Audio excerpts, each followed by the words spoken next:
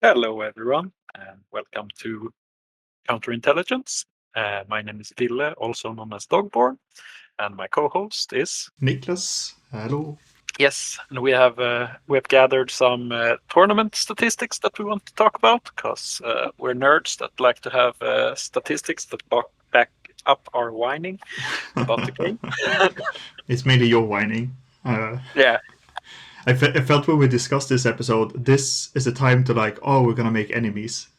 People are yeah, gonna hate yeah, us yeah, on the internet. That's where we're gonna end up. Now, but yeah. jokes aside, as you mentioned, like we've been looking at stats just because it's interesting to see where different factions are and like how the tournaments pan out and everything. So, and we want Yeah. to share those thoughts with you because why not? Yep. Yes. So we can go to our first slide. This is about the data that we've gathered. We've taken the data from OTM, so what's available for the public. So it's gathered from 1st of January this year to the last of July. The requirements were it had to be at least 10 players. We took the top 5 from each tournament, removed all the unknown and adjusted the count. So it was in total 77 tournaments, and placements without unknowns were 297. Represented factions were 37 out of 38. No Dashat, sadly. And the average placements per sectorial was 7.8 from that math. And we also want to say that there was a lot of unknown in some places. So if you've been, especially in the US, if you've been to a tournament and you saw like, yeah, I saw Shasvasti take the first place and it's not represented here, it's because it wasn't written on OTM, so we couldn't gather it. So it's not me trying to get Shasvasti's reputation down. No, we can only work with the data that we have. Yeah. So if you want better representations for your factions and you know there's a lot of people who don't report, make them report so we can get the data. That would be amazing. Yes, we want all of it. Also, just tell CB to give us the raw data. We haven't asked though, have we? So. I've asked. Oh, you did? Okay, that's fine. Yeah, yeah. I haven't gotten an answer, but I've asked. Huh? Maybe with their new platform, it will Yeah, sort itself out. Who knows? I, I hope so. It would be cool to know all the units and lists and be able to make statistics about what people play and stuff like that. Oh, It'd be for super sure. cool. That would be really interesting.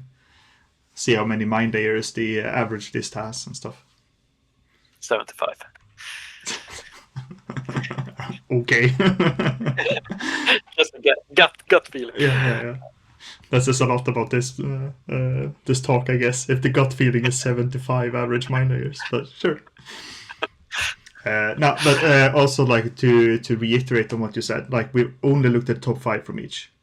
So that means that we're not going through like the total representation of a sectoral throughout all players. So there are definitely some things that we cannot analyze, but based on the data that we gathered, we're gonna look at some of the things. So that's why we focus on the top 5 to see like where's the the top basically Yeah, from factions. exactly. Yes, so here is the stats put into parent factions. So Sea and Pano is doing well. So is Nomads. Ariadna, not so much. Toha, also low. But everyone knows Ariadna is not in their best place right now, and Toha is a strange faction, as it's hard to get your hands on. So it's a more limited pool of players, I guess. Yeah, and it's also only one sectoral compared to a lot of the others. Yeah, yes, it is. But I But think soon like they will the spiral spread. back. Yeah, true. That's true. It's gonna that's definitely gonna show the statistics. But I think like if you look, most like main factions fare quite well. I'd say like between 20 to 40 average, which feels quite okay. It's Yeah, mainly like the CA that goes away a bit, and to some degree Pano as well. But I mean, yeah, it's not crazy. But yeah, comparing the Combined Army with Ariadne is just. But I mean, it's beating the our own drum kind of deal with the Ariadne. I hope yeah, they get a buff somewhere. yeah, yeah. I really hope they get the US release soon and that it helps also vanilla a bit. Yeah. Yeah. Uh, So we start at the low end and move upwards. We have zero dashat have we gotten in. yep. So and the red line you see there, that is the average 7.8. If the game was perfectly balanced, what every sectorial should have would be 7.8. Yeah, and then like of course there's gonna be some disparity, but the further away from the line, the more reason to discuss it. I think there is. So Yes, yes, and I'm not saying that there will ever be a perfectly balanced game, but it's what we should strive for. yeah, this is the middle pack. We're starting to see some of the sectors going more towards that line. We have like MO, PANO, OSS, JSA, all of them are quite well adjusted to the 7.8 baseline, like between 6 and 10. Yeah, White Banner and Corregidor is close to it. I think they're at 5, right? So it's like yeah, not that far off. no, no, they're getting there. Yeah. Uh, and then our last, where we have some outliers, if we put it mildly. Yeah. But like it's pretty good. Like a lot of them are pretty close to the average. There's of course you will always have like spiking in the end, but Yeah, and if we like reiterate on it, like if we compare this one to the first one, so in here we have quite a lot of like I mean they're low, but as we talked about before, we have both Ariadna and Cosmo, which are Ariadna factions, so I'm not surprised they're very low. Uh, and I what you mean, have here is also a lot of old factions. Like you got QK, like they have gotten a couple of small buffs, but they're yeah. still an old faction. A lot of models that are out of print and stuff like that. So of course, like they will be below. Ikari will be low. Druze, like the NA2 factions, they will be quite low as they they're harder to get your hands on, and they aren't as popular. But I'm surprised though about the Vanilla Hack Islam, that they're yeah, this low. I wonder if that's due to Assassin being so strong at the moment. yeah, I think a lot of hack players moved to assassins, as assassins both got much more interesting play package with the ARs and the Shujays. They got more depth, while I think a lot of old hack players a bit lost their pep, so to say, when the when vanilla was shaken up. So yeah, Yeah. they're probably, and nomads too. It's they Oh right, they're down there as well. yeah, and your baby O12 is down there too.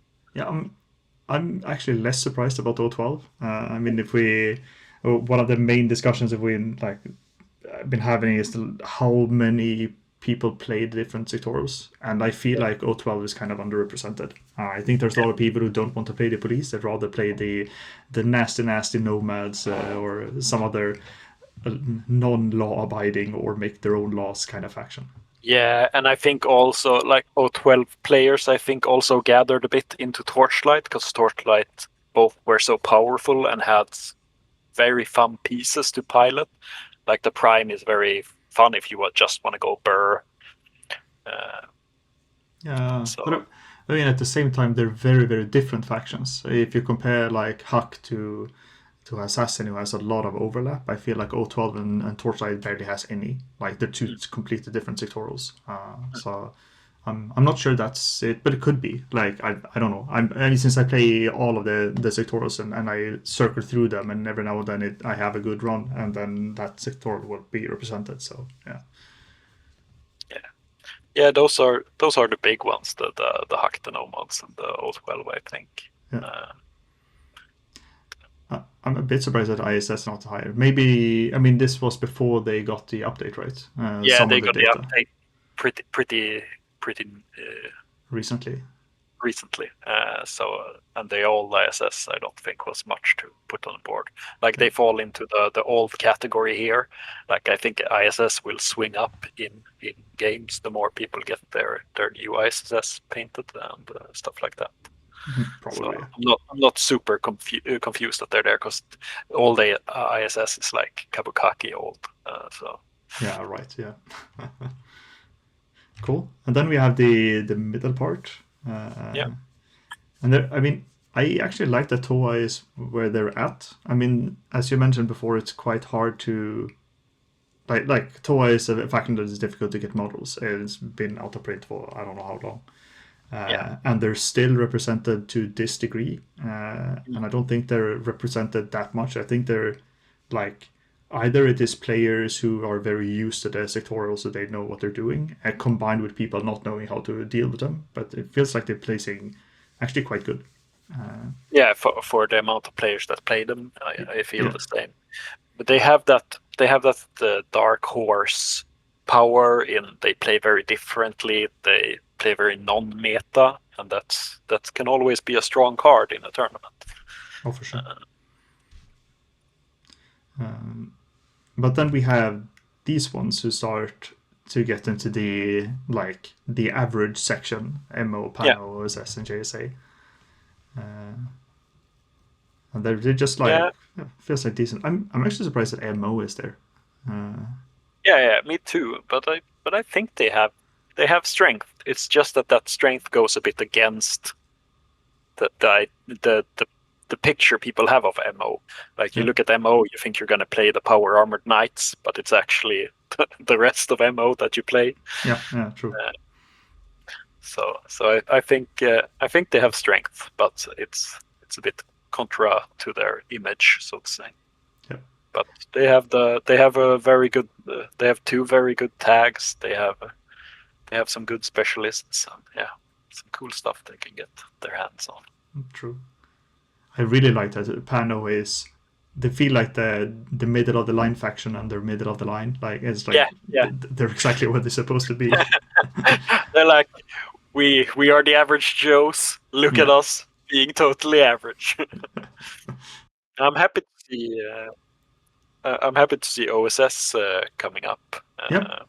They feel really strong now. Yeah. Like Yeah, not like crazy strong, but like very competitive, and you can do a lot of with them. Really fun Yeah. faction. Yeah, they feel very stable at the moment. Yeah. I like it. That's why you're getting into them. Oh yes, sometimes. Yeah, and I'm glad to see JSA there too, because they feel like a quite cobbled together vanilla faction. So I'm Yep. glad that they landed on an average. Because when they were released, I looked at it and I was like, I can't really make sense of this yet, but it's gonna be interesting. I'm gonna play them in the beginner league that we're doing now, so see if I got more of a feel for them. I like that you still call it beginners league when like the majority of us have played for a while at least. Yeah, but it's meant to pull in the beginners. Yeah, true. So it's totally geared towards beginners. It's Yes. not that advanced. So, yeah. But yeah, it's not a majority of beginners. No.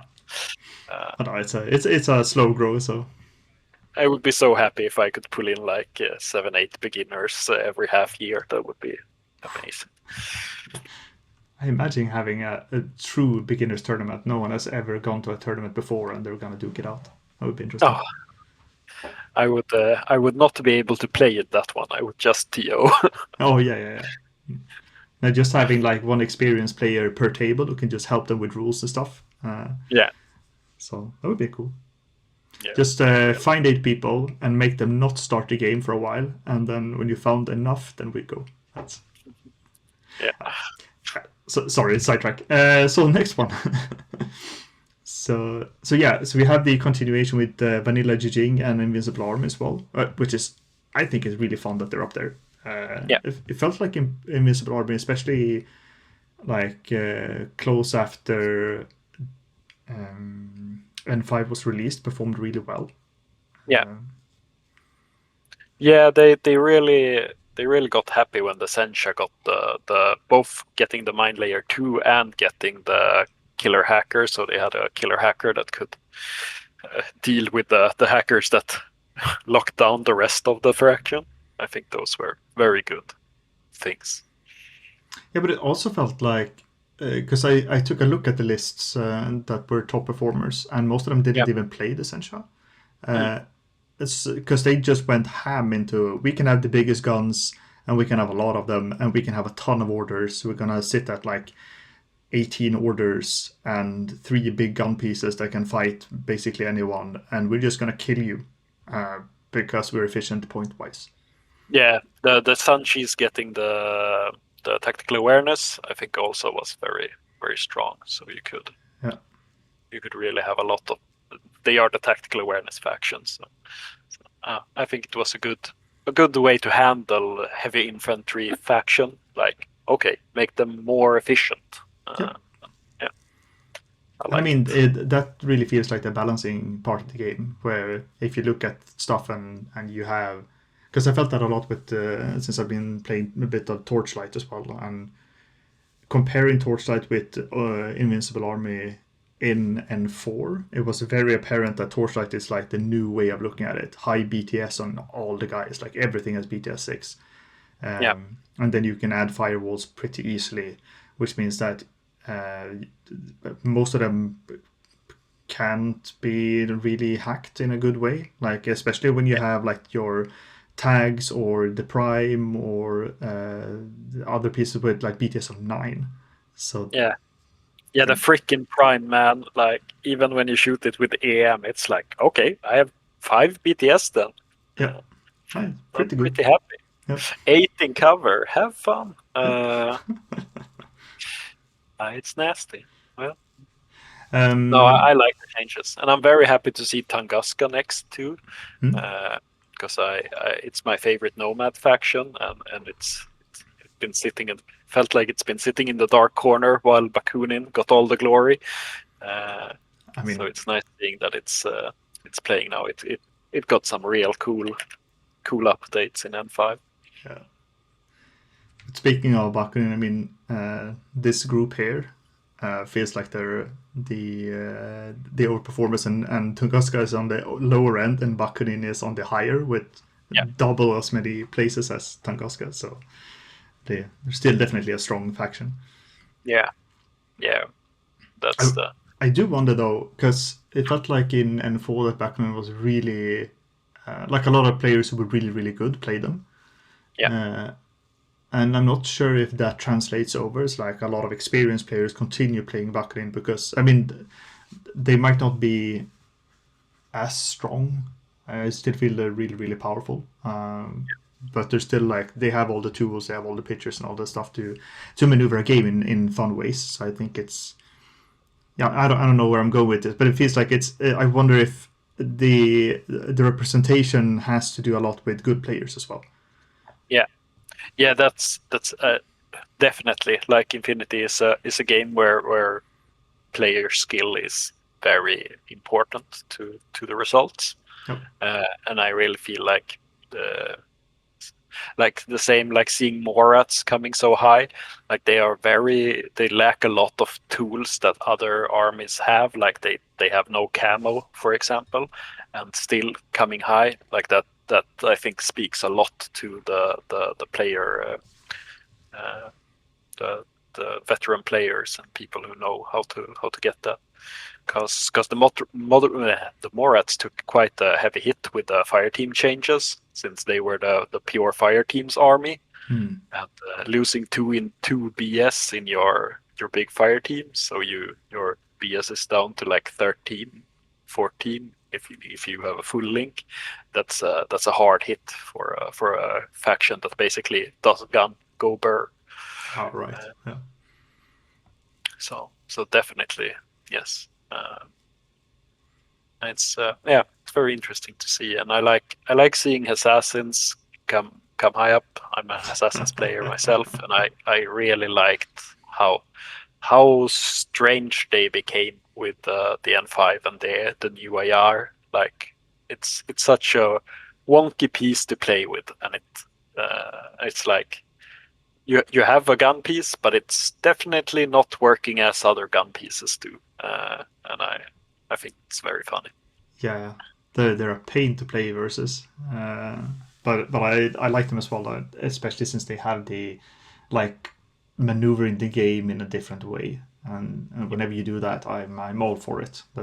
Yeah, I like to like look at how to set up proper defenses with different factions, and it feels like Assassin is on the other end. We're just like, oh, we're gonna have defense. It doesn't matter. Like whatever we do, we're gonna have defense. And then the question is like, how do we attack and how do we maneuver objective yeah, and all that. Oh, yeah. they're cool. They're very interesting, and I like the weird stuff because it affects metas, and I like that. Yep. I think that's also a correlation to why Morats might have come a bit higher up because they're so good against the assassins. So I've been thinking about it. I think overall, like the amount of EM with the Emarat yeah, and like glue and other stuff that's been like increased in value since immunity doesn't just ignore it anymore. yeah, And then Morats, like regardless that like the new defense meta doesn't work on them. yeah, yeah. I think they it's like their fire teams got nerfs, but their warhorse got a real buff. Yeah. So yeah, it's interesting. And I love I love that kind of meta changes. Like that's so cool. Yeah. And then we have the Torchlight and Steel Phalanx in the middle of this upper group. Yeah, So they're performing well, and I'm not surprised by either of the factions. Like they're strong factions for sure. yeah. And we talked a little about it before. I'm very happy seeing Steel Phalanx being. I think they're at 15, 15 top 5 placements. And I'm happy to see that because they felt like they got quite a nerf with like the loss of fire team bonuses and the loss of a couple of characters over to CA and stuff. So I'm really happy that because they felt like they dipped a bit in the tournament scene, and then people figured out how to play them without those things, and now they're back and stable. So yeah, Yeah, yeah. Jesus, 15 placements is nothing to scoff about. no, That's very good. yeah. And then we have the these two, the bit of an The outlier. outlier. Yeah, you said 15 placements were good. How about 37 for Vanilla CA? Yeah, that's good as well. Yeah, yeah, I'm actually wondering, like, how many of these wins is Krigan? yeah. I hope a bunch, but Yeah. yeah, that's Or like yeah, top 5. yeah. It's 37 placements for CA and 29 for Kestrel. So they're making up 21.9% of all the placements in top 5. Yeah, So which is insane. yeah, they're. I'm sorry, but they're clearly they're clearly too strong. Yeah, yeah, and I mean, there's definitely like we could argue about like how much this is they're strong or there are strong players playing them, etc. But like it's so much over. Like Yeah, having like 37 when the average is on like 7, even if you would go up to it like a 10 and double it to 20, but you're still like 17. Like it's so far off. It's they're almost 5 times over the average in placements, and that's just too high. It's you can't explain that with it's just good players or people think they're really cool, so that's why they play them. So they represent. No, they're strong, yeah. and it's pretty simple. I play Vanilla CA too, and it's like, and I think it's the same for Kestrel. They have everything. Like they don't just have a couple of strong units. They have everything that you want. Like CA, no problem if you want to play a strong hacking game. They have strong tags. They have strong camo game. They have strong defenses. They have strong attackers. They have strong singular pieces. Like, and they have selection in strong singular pieces, like even in the same type of play. Like if you want a power piece that runs around with the nano shield, you could go Achilles, or if that's too expensive for you, you can go with Sheshkin, and if that's too expensive for you, you can go with Patroclus. Like it's they have so much to choose from, and they're just so stable, which means that they can cover an incredibly wide section of missions without problems. Yeah. So they can play all missions, and they also have very strong fire teams in vanilla, which I'm a bit confused about. But yeah, they they have a lot of punch in them. Yeah, for sure. No, and I mean, and you can tell when you like face the combined army as well. Like during the placement, how many different things you have to take in consideration. Yeah, I had a game on Helcon and faced a combined army, and he was really kind to me and like, oh, you're gonna place QAC creatures. Remember that I have Protheon. And I'm like, oh right, you can eat the QAC creatures as well. So the hurdle for other teams becomes a bonus for you. yeah, Okay, right. And I mean, that's like, I think that's fine. And to have like, oh, this is becoming a bonus and we can utilize this in an interesting way. But it's like when they have that and they don't even need to deploy it because they can deal with it in 100 different ways. yeah, So no, I mean, and it's that variety. It feels like they kept everything they needed to be yeah. a strong faction when N5 got here. And then added some extra buffs, and they can really use fire team rules if they want to. So Yeah. so much play for them. Yeah, and I'm like, the thing I like in faction is like, what do these guys lack? I like limitation that makes me more creative. How do I solve this? Like that's why I like some of the assassin things. Like I don't put a min -6 guy with a, HMG that just mows down stuff. No, I have to use an IR, and he has to cloak out and do stuff like that. And that's what I think is interesting. And when I look at CA, I'm like, I can't find the where's the Achilles heel, so to say. They just got everything, and Yeah, yeah, so they're really good. And what I've seen of Kestrel, they seem to have what they need to. Like who knew adding very strong camo units and stuff to Pano would result in craziness. yeah, and with Disco Baller as well, so they have line of sight blockers, Yeah, and all of the different tools. yeah, I'm curious though, like comparative to, I mean, it didn't play at the beginning of N4, but it feels like some of the factions that were released at the beginning of N4 at the end weren't really that good anymore. And yeah.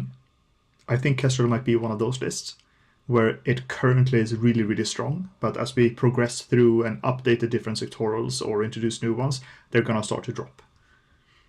Yeah, possibly. But I but think, we'll see. I mean, currently they have the tools they need, like and plenty of it. yeah, And that yeah. freaking Hectari, that's And the black air, man. The bane of my Ariadna existence is that black air. the fact that you can link them as well is just Yeah, bonkers to me. I yeah. feel I feel like It's that's where, because when I look at Torchlight, I mean, okay, Carrot, I don't think the Prime should be allowed to be in a link, but it no. was super nice to have him in a link in the previous edition. Yeah, And I think it's kind of similar with Kessler, where it feels like they have stuff that shouldn't be in a link, but they allow them yeah, to be in links. yeah. And that's like exactly what you said there. When I saw Torchlight the first time, and I was like, oh, the Prime is pretty brutal, and then they were like, yeah, they can link. I was like, that's madness. I Yeah. think that's madness, and that's how I feel about some parts of Kestrel. Like, what, what's happening here? But yeah. But like we talked before about this, like these two outliers, I feel they should get some looking at and see if they maybe some stuff should be moved around in them and points might change in them. But otherwise, that I think it's quite healthy. Like I want these two to go down a bit, and then some of the old factions, of course, I want to see some love, and I think we will land on a real healthy meta. Yeah, and I wonder how it will affect since I mean, Vanilla Combined would have like in previous edition had the problem where whenever you update Combined with any new like the new sectoral they're gonna get, Yeah, they would also boost Vanilla Combined. I yeah. wonder what this means for Vanilla Combined. Like, are they gonna get any of the new models, or it's more that they're gonna take models from Vanilla Combined, or not take, but like utilize the same profiles over there as well. So Yeah. instead of like, oh, we're gonna buff Vanilla Combined, it's more like, oh no, nothing's gonna happen with Vanilla Combined. They're strong as they are, and Mm. because that way other factions can start to like, well, catch up to them. Instead of having to nerf Combined, you can buff everything else, which Yeah. generally is the way that I like to approach games, or like design or tuning. Like give people more stuff that makes people more happy. Yeah, and that's my feeling on Kestrel. I think Kestrel is like you don't have to nerf Kestrel, you just have to change the other stuff. I do feel that CA is just I don't think the meta can change enough to affect CA in an actual way because they're just so versatile. But but I sometimes I'm surprised. So I hope it can be changed. But as you say, I'd rather lift other factions than nerf stuff. So it's just these outliers where I'm like this looks a bit unhealthy, being a fifth of the placements Yeah. in tournaments. But I mean, with that being said as well, like then the big question, because if you compare it to a lot of other games, I feel one of the issues with Winfinity is that the meta progresses so slowly. Yep. Since the amount of games a player can have is quite limited. Even with like, say that you would play a game a day, which for Infinity is quite a lot. You wouldn't get even nearly as many games as you would need to actually progress and like develop as a player that you could if like comparatively to a lot of computer games where it's like, oh, no, I played 20 rounds tonight and I'm gonna play 20 more tomorrow. Like that, like the comparison is gonna be so there could definitely be like the things that you mentioned, like Combined Army has a lot of tools, and that means that they're strong because you have the tools that you need. So you can just utilize them and continue to build in strong armies, and that method definitely. I mean, there's nothing in the meta that can change that because they still have the tools. That would Yeah. mean like changing the mission design, change fundamental rules, and I don't think they're gonna do that because it. I mean, sure, change some mission here and there, but not like entire mission pools. No. So and that's like I that's the thing I mentioned about the Achilles heel. Like it would be good if they had one. So they're because it's the as you say the toolbox in S that will never become bad. Yeah. Being super versatile will never be bad. So it can't be affected really. But yeah, but they're interesting. But yeah, buff Ariadna, make them claim the throne. That's what we Oh, want. make Ariadna great again. I see what you're going with this. I have that cap. It Yeah. was gifted to me. Amazing. Yeah, but also to everyone who's listening, like we're not. This is not nothing definitive.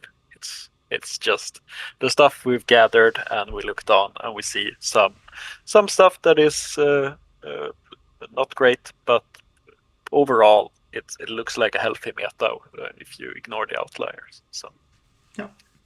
it's nothing definitive about it. It's not the perfect picture of how Infinity is in the real world, but yeah.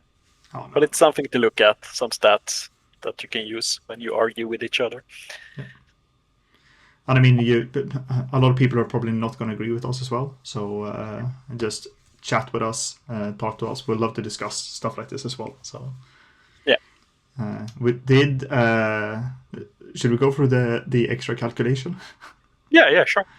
So we played around like what happens if we remove Vanilla Combine and Kestrel, and that means that we would have 231 placements left, and that would lower the average placement per sector to 6.42.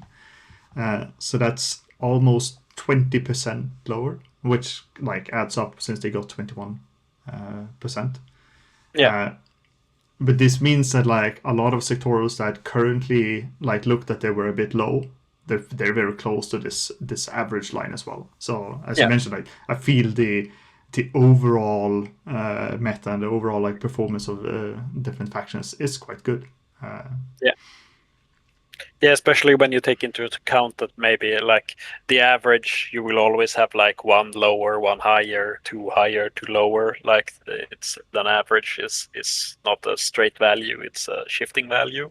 So then you get like 4.4 could be an average placement, and 8.4 could be an average placement. So then you get in more factions, as you say. So yeah. So that there you heard it. Nicholas says just remove Kestrel and Sea from the game, and we're there. Yes, definitely. Oh, imagine if they just removed the factions. Like, are we gonna take back some of the old factions, and then we're removing two of the most popular factions at the moment? Yeah. And people are like, why are you doing this? Nice for game balance. No. Yeah, but it's only fair, you know. They said that they only wanted four sectorials, four factions with the sectorials. So Ah, CA is getting a new one. Vanilla CA is the oldest, so it falls off, you know. wow. Uh, oh, what a world! What a world! Uh, no, but it's fun to look at statistics, and Yeah, I mean, and like as I mentioned at the start of this, we don't have the perfect scope either. We don't know exactly how many are playing different things, and I mean, we don't know who is playing what either. no, Since there's definitely like a skill part of this game. So regardless of who is maneuvering and a sectoral, they can perform really really well. yeah, So some of them are definitely like, okay, this is a good player who is really active in the scene currently, and they're gonna drag their sectoral with them as well. yeah, yeah, totally. Yeah, but it's something to look at. It's always good to have some statistics to glance an eye out. It won't tell you all the truth, but it tells you a little bit of the truth. Oh, for sure. It gives you a glimpse, and then you can imagine the rest. So it's not just gut feelings flying around. Do you have any final thoughts? No, that's what I had. I think. I hope you liked listening to us ramble about this, and yeah, hope you found something interesting in this 40-minute clip. But yeah, till next time. Yeah. See ya and have fun. Bye bye. Bye.